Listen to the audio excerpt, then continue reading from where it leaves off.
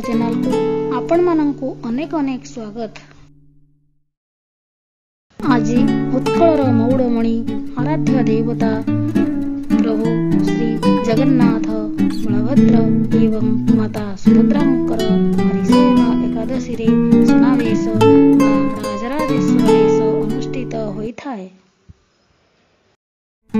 मोहन मोहन सुनारे तीन ठाकुर आज सुसज्जित होई भक्त मानंकु दर्शन देइथांती।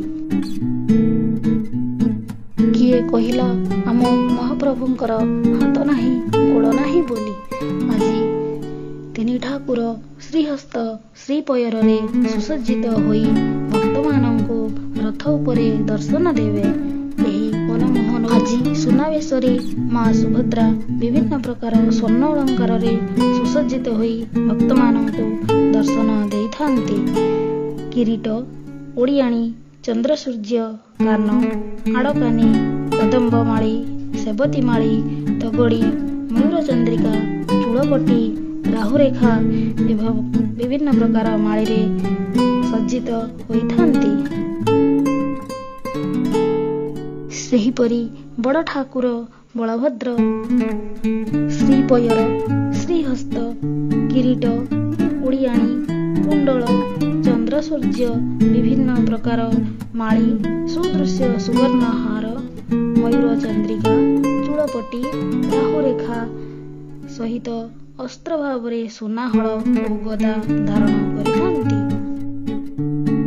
सेहीपरि कालिया सुना विश्व नियंता प्रभु श्री जगन्नाथ सुदृश्य सुवर्णहार सहित श्रीहस्त श्रीपयर मुकुट मयूरचंद्रिका चूड़पट्टी राहुरेखा एवं विभिन्न प्रकार माली रे सुसज्जित होइथांती एवं श्रीचिता रूपा शंख एवं चक्र धारण करिथांती।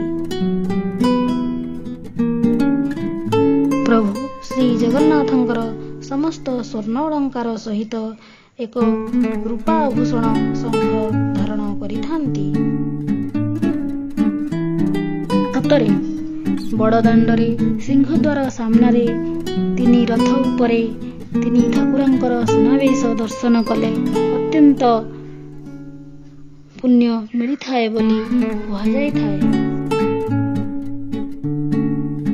प्रभु श्री बलभद्रंकर श्रीहस्त और श्रीपयरर ओजन 8 किलो 51 ग्राम होइथाए एवं तांकर मुकुट 4 किलो 921 ग्राम होइथाए। सेहीपरि जगत जननी सुभद्रा माता 3 किलो 107 ग्राम ओजनर मुकुट धारण करिथांती। महाप्रभु श्री जगन्नाथंकर श्रीहस्त और श्रीपयरर ओजन प्राय 9 किलो 276 ग्राम होइथाए एवं तांकर मुकुट 6 किलो 917 ग्राम होइथाए।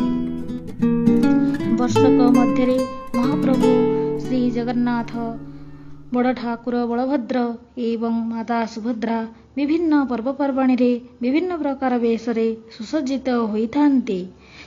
स्नान पूर्णिमा रे प्रभु गजानन वेश रे स्नान मंडप रे दर्शक मानंकु दर्शन देउथिबा बेले एही सुनावेश रे रथयात्रा समय रे बाहुड़ा दशमी परदिन महाप्रभु रथ उपरे भक्त मानंकु सुनावेश रे दर्शन देइथांती।